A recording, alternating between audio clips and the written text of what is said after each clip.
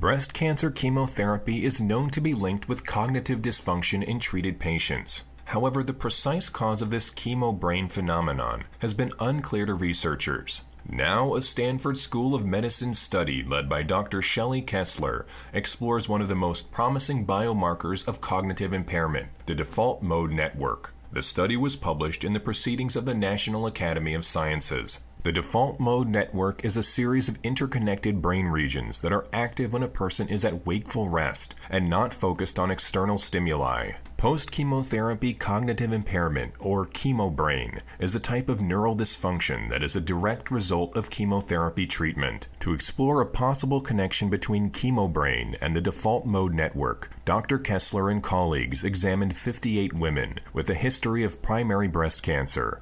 Of these participants, 31 received chemotherapy, while the remaining 27 did not. The study results revealed that abnormal connectivity in the default mode network is directly linked with breast cancer chemotherapy.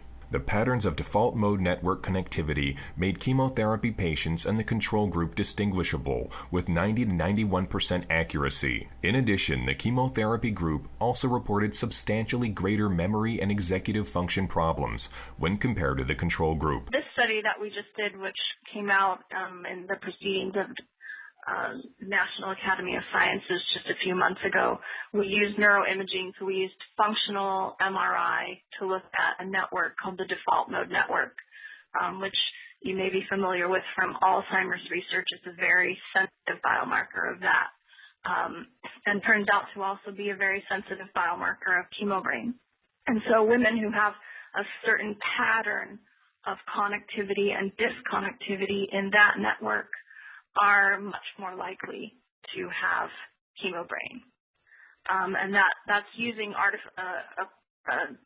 newer technique in neuroimaging called machine learning, which is a form of artificial intelligence that can automatically detect these very complex patterns in data, very complex data, and then make a decision about which patients fit the profile very accurately and reliably.